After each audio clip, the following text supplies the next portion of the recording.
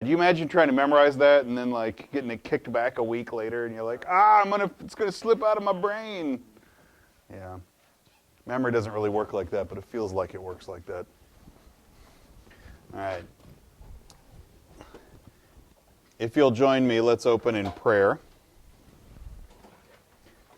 And we'll begin in the name of the Father, and the Son, and the Holy Spirit. Amen. Take, Lord, and receive all my liberty, my memory, my understanding, and my entire will. All I have and call my own, you have given all to me. To you, Lord, I return it. Everything is yours. Do with it what you will. Give me only your love and your grace. That is enough for me. Amen.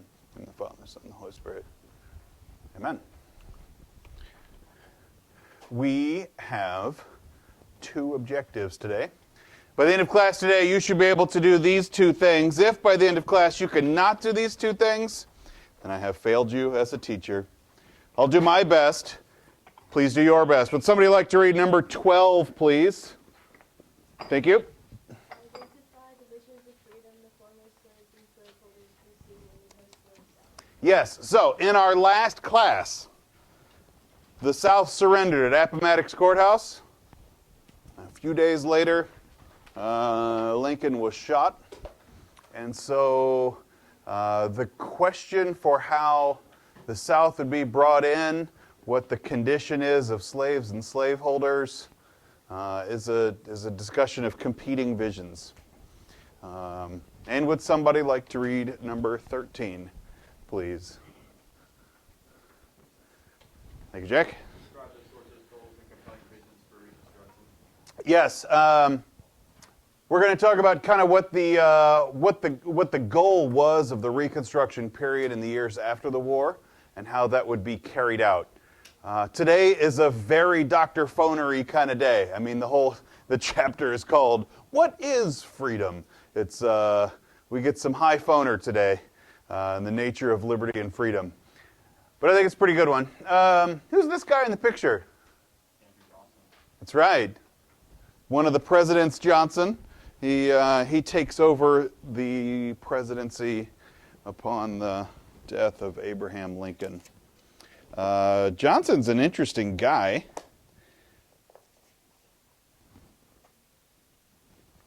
While Lincoln is the first Republican president, Johnson isn't a Republican. He's a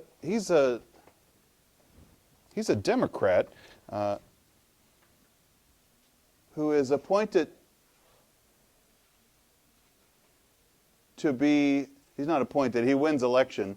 But he wins election for Lincoln's second term because Lincoln's looking for a politically important spot. Like Johnson becomes the vice president because Lincoln's up in a tough re-election fight in 1864 and has to bring people in. So he makes a bipartisan move and names a Democrat to be his vice president.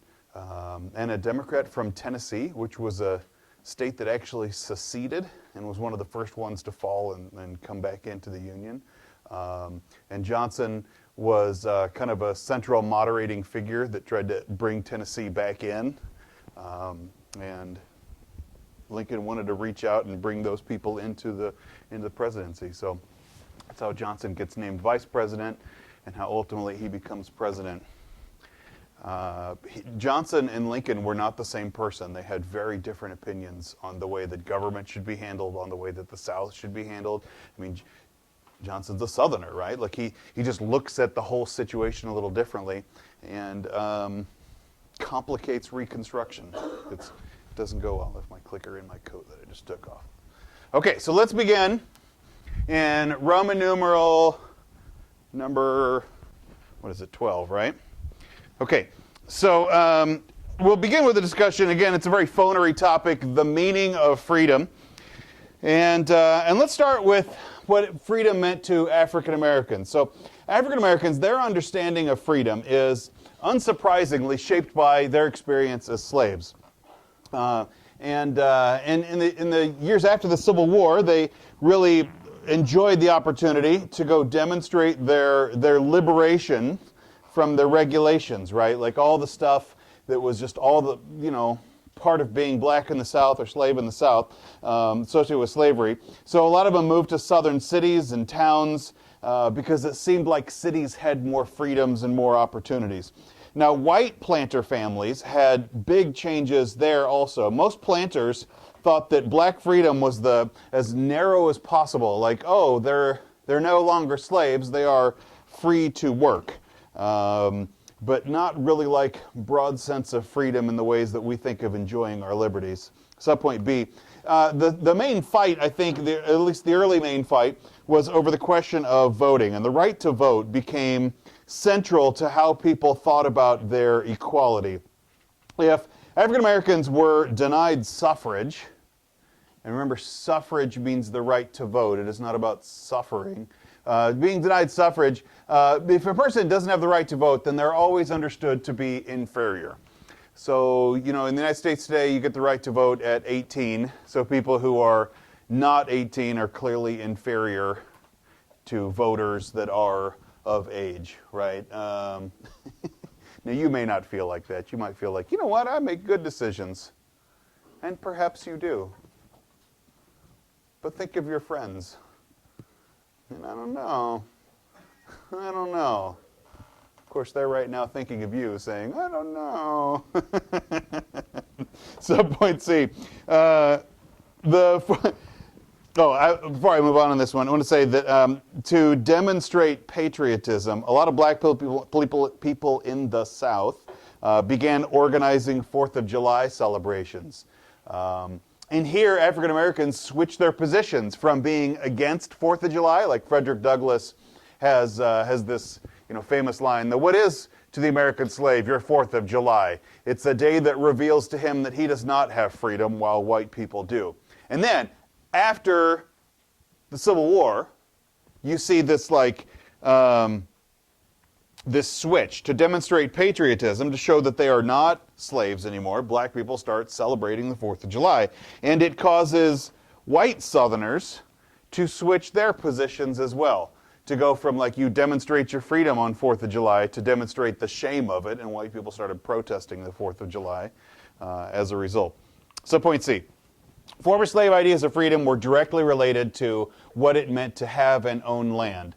A lot of former slaves insisted that by working for years or even generations without pay, that their work had value, and that the value was denied to them, and so they were ready to reclaim their value as a right to the land. It's a way of saying, instead of getting back pay, I will take my back pay in terms of dirt and property, which is a legal way to handle it. That could be a transaction, because land has value that could be monetized. And so former slaves, ex-slaves' definition of freedom, in a lot of ways looked like white society did. That there was a question of rights and liberties and economic opportunity, political participation, having the autonomous ability to go make your own decisions. Okay, so that's kind of a little liberty theory. Let's get into how it's carried out into subpoint D. And we'll talk about the Freedmen's Bureau. The task of the Freedmen's Bureau. So there was this organization, it's a government-run organization called the Freedmen's Bureau, whose job it was to go establish schools, to provide economic aid and social aid to poor people and aged people, to settle disputes.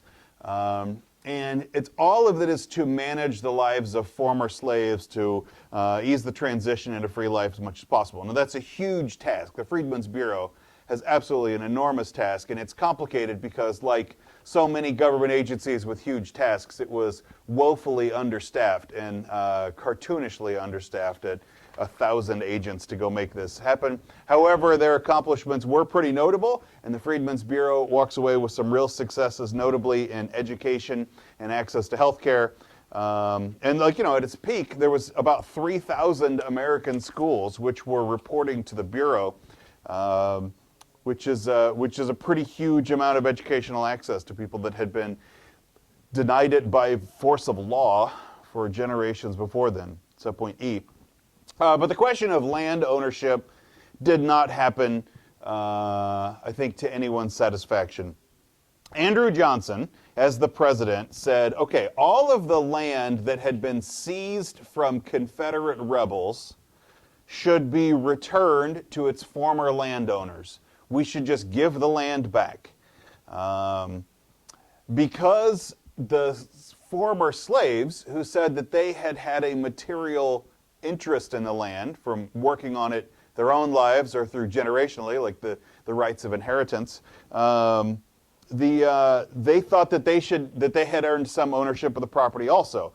But Johnson unilaterally denies it to former slaves, and so the vast majority of rural freed people remained poor and without property during Reconstruction. So they go from the condition of slavery to the condition of essentially homelessness.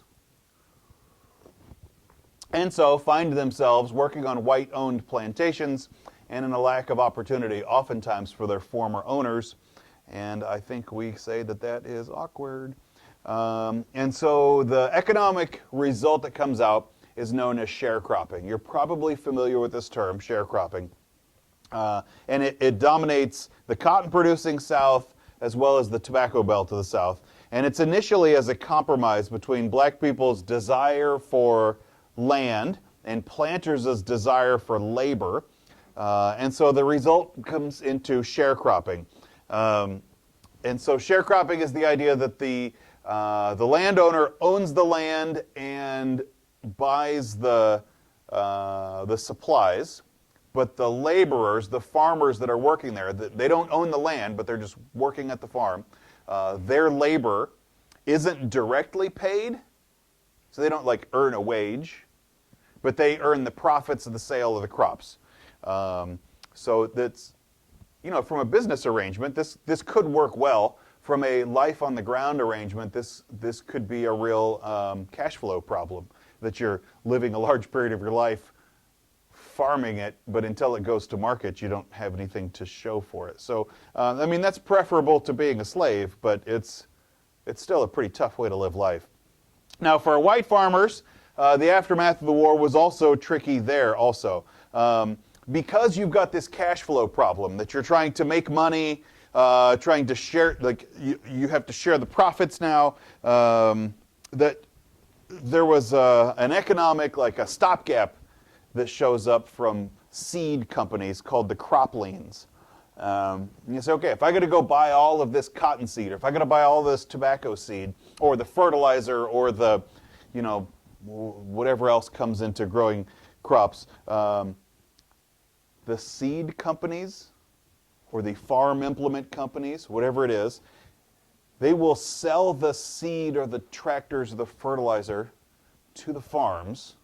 But if they can't pay for it immediately, they take what's called a lien, L-E-I-N. This is a legal arrangement. If you want to be an attorney one day, you'll learn all about liens. It's a way of establishing your collateral position. A couple of years ago, the Wahlberg family replaced my wife's car. Technically, we replaced my car. I got the hand-me-down, but my wife got the new car. And we took out a loan on this new Honda. Made a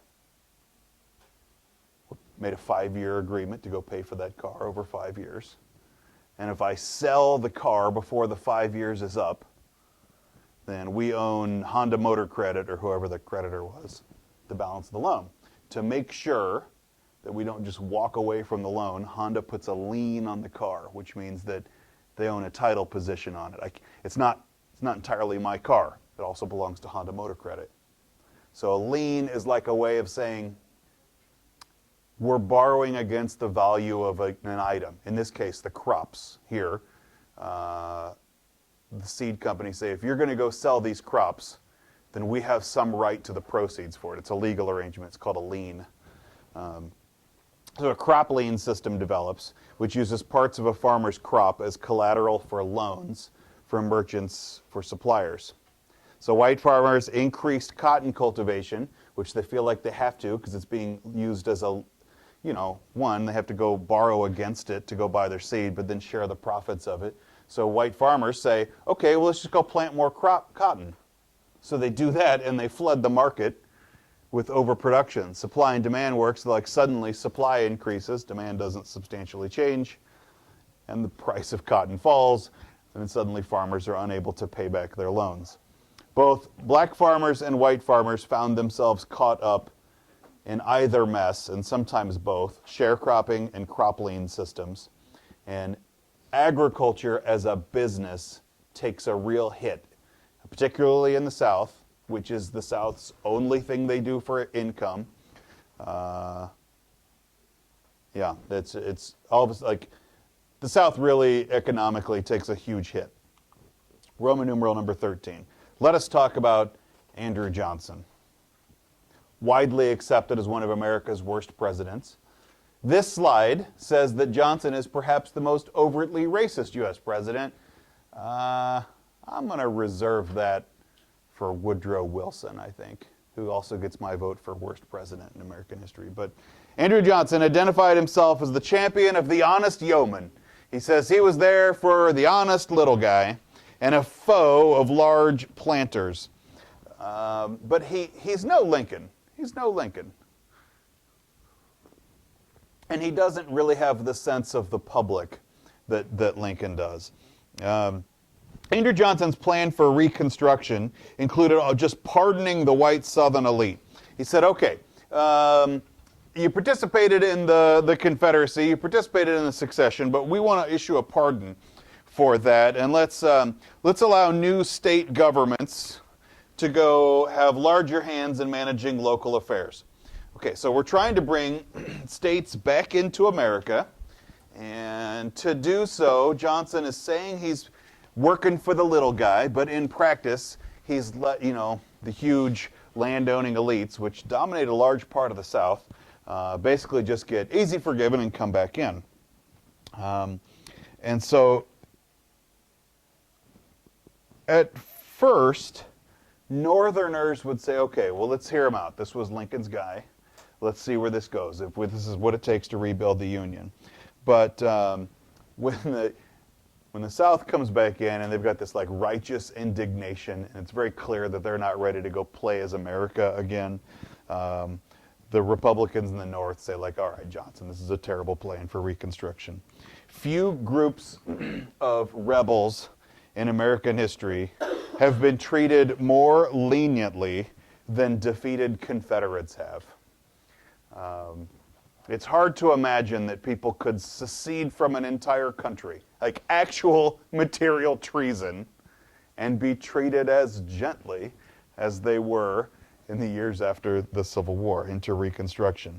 The North was not motivated by a desire to punish, but to bring people in and secure the emancipation of slaves. So, oh, am I getting out? Yes! Ah! Don't lie to me. Hotzel. I should seriously have my mother call me and get me out of school one day. That would be really funny. It would be really funny. Like, I have a dentist appointment. Schedule it during school. Okay. Where are we at here? The Southern. So the goal is to go free the slaves, and so they're bringing in slaves as much as possible, or bringing Southern states as much as possible. And Southern governments say, like, okay, fine, they're no longer slaves, but they begin like passing new laws restricting the freedom of black people. And like, hey, they're not slaves, but there's all these like heavy social and economic laws being dropped on them. So freedom isn't really freedom. Jim Crow laws, right? Yes, that'll become a greater storyline later, but yeah, this is kind of the roots of it. Subpoint C, the radical Republicans, you remember the Republican Party is divided. You've got like the conservatives and the radicals. And the radical Republicans called for the total dissolution, like to be dissolved, the total dissolution of Johnson's state governments. They said, okay, if we're going to bring the South back in, then we need to do it by absolutely destroying the rest of their government. If you were a Confederate governor, then you are not eligible to go be a governor in an American state. If you were in the legislature and you like participated in secessionist governments, then you can't be part of the now unity governments. You need to totally dissolve all of those, or at best, run for re-election and come back in. But the current system had to be dissolved. That's what the radical Republicans were saying. We need to establish new governments that don't have the former rebels in power again. And the radicals fully embraced the expanded powers of the federal government that came from the Civil War. So in the Civil War, the United States government was able to consolidate a lot more power. And I know that that's kind of a broad statement, and I'm not giving you any specifics to it, because there's a lot of specifics, and I don't want to bog you in the details. But then the radical Republicans are totally okay with an increased size and scope of government, which is not something you would hear from Republicans later, but here in this period they do. And Thaddeus Stevens, his most cherished aim, and Thaddeus Stevens is like the leader of the radicals, Thaddeus Stevens' most cherished aim was to confiscate the land of any of the disloyal planters and to divide it up among the former slaves and northern migrants in the South. Stevens' plan was far too radical. Subpoint D. Senator Lyman Trumbull, is that this guy? No. Senator Lyman Trumbull of Illinois said, okay, this policy of bringing in the states needs to be modified. And most Republicans are not radicals. They're pretty closer to the Trumbull position. They say, okay, the Freedmen's Bureau, let's kind of talk about the practicals. The Freedmen's Bureau needs to be extended and expanded. And we need to have a civil rights bill to try to achieve equality before the law.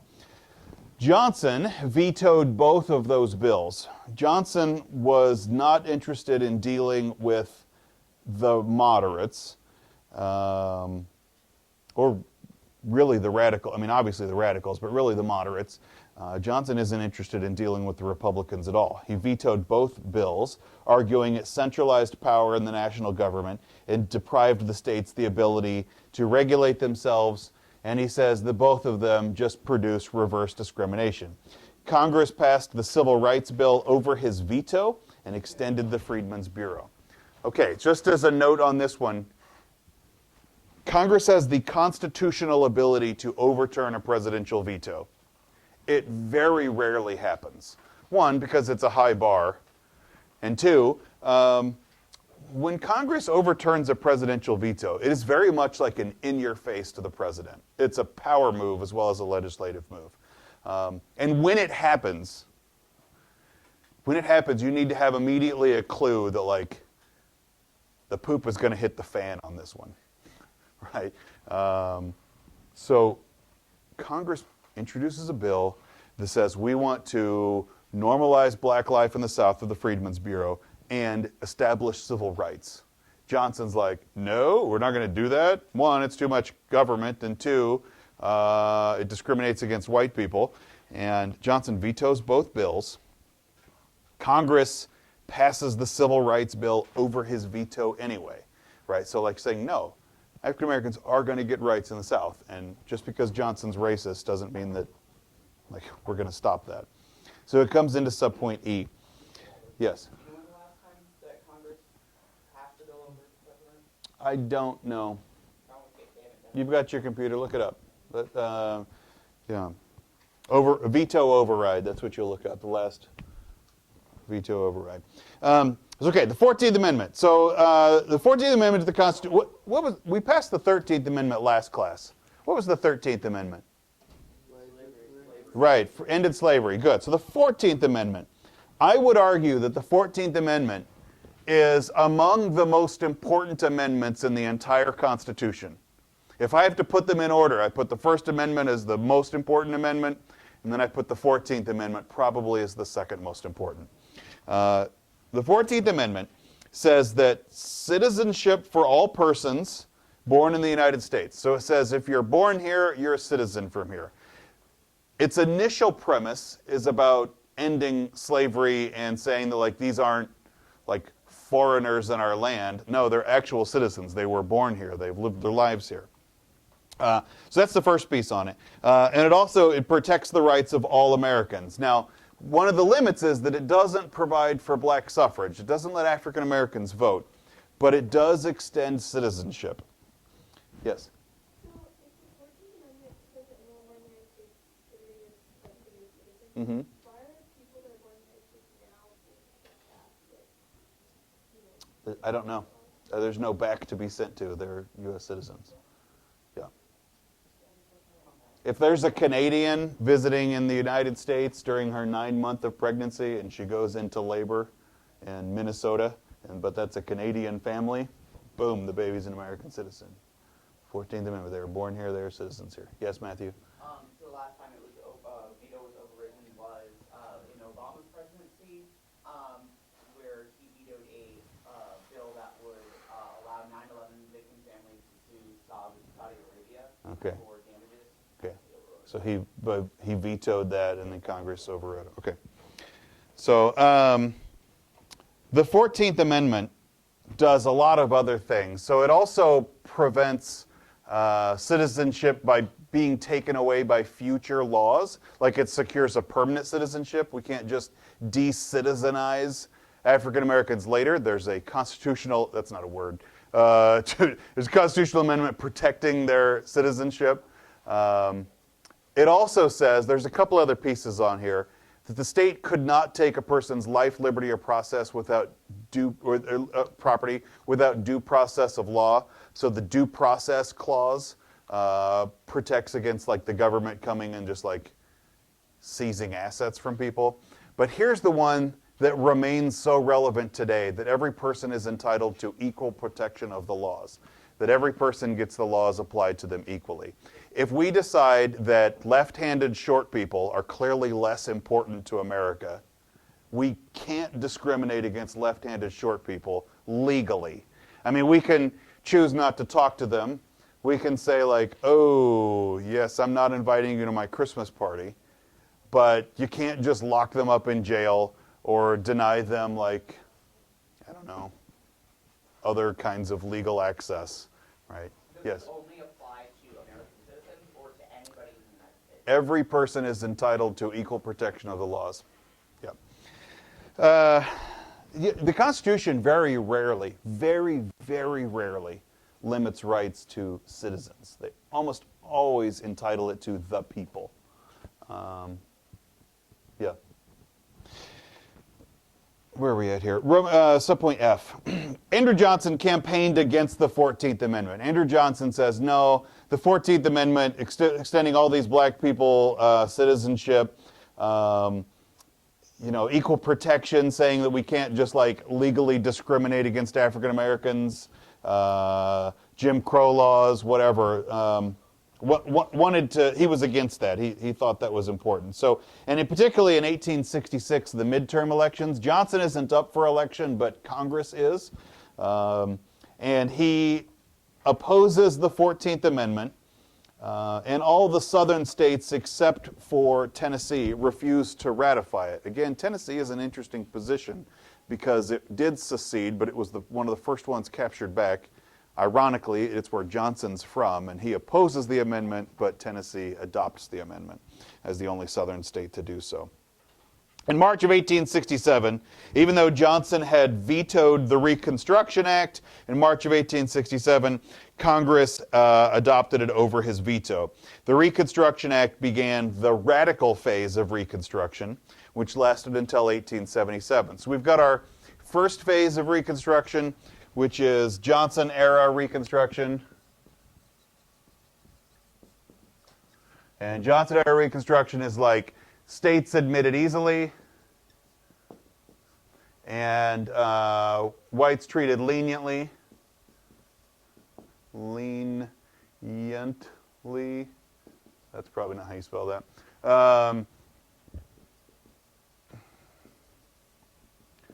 And black people had few rights extended. That's the Johnson era. And then there's the radical era,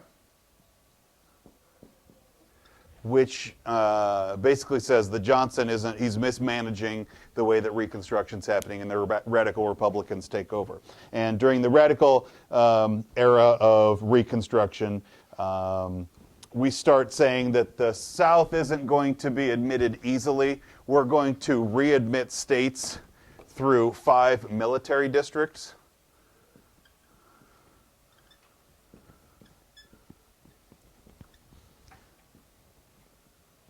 So before Virginia is readmitted, we're going to have the United States military oversee the government here and its operations. We can't trust Virginians to run this state.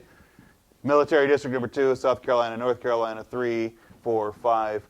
The only one that comes in not being a military district is Tennessee, because it looks like Tennessee is willing to play. These other states are not willing to play.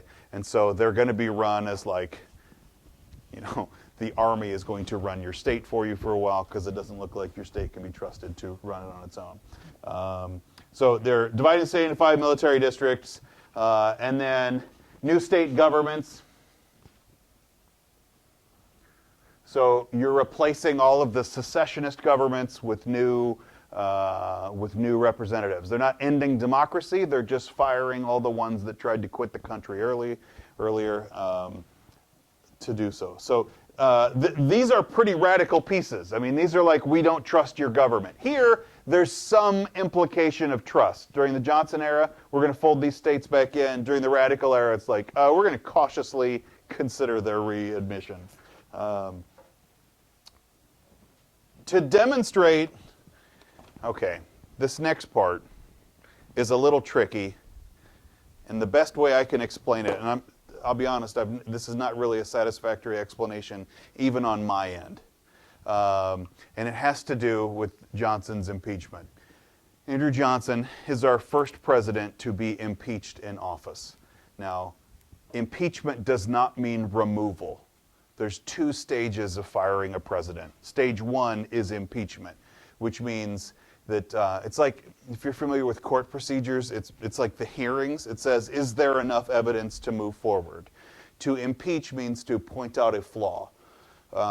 You could impeach a tomato if you look at it and you say, like, oh, there's a wormhole in it, right? Like, this is not a good tomato.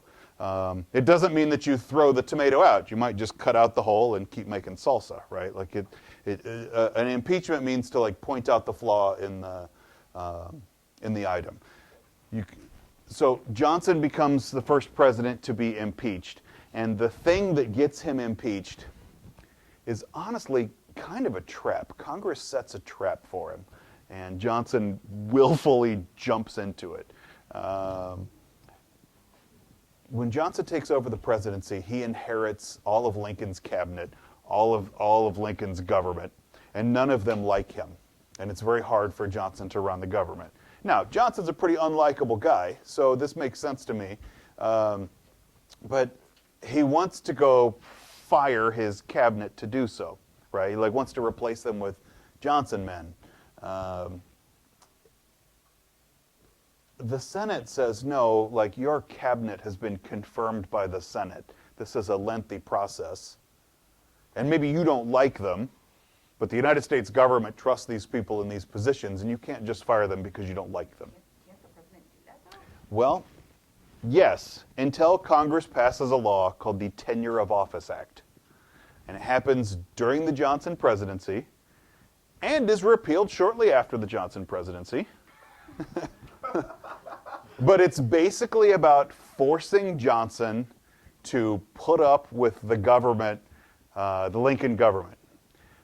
You basically have Congress that doesn't trust the president and doesn't want him to go replace his cabinet with his cronies. They trust this cabinet. So they say, Johnson, you can't fire these people just because you don't like them. The bill goes into act, and Johnson says, screw you, I will. He probably doesn't say screw you. He says, I will fire whom I want to fire.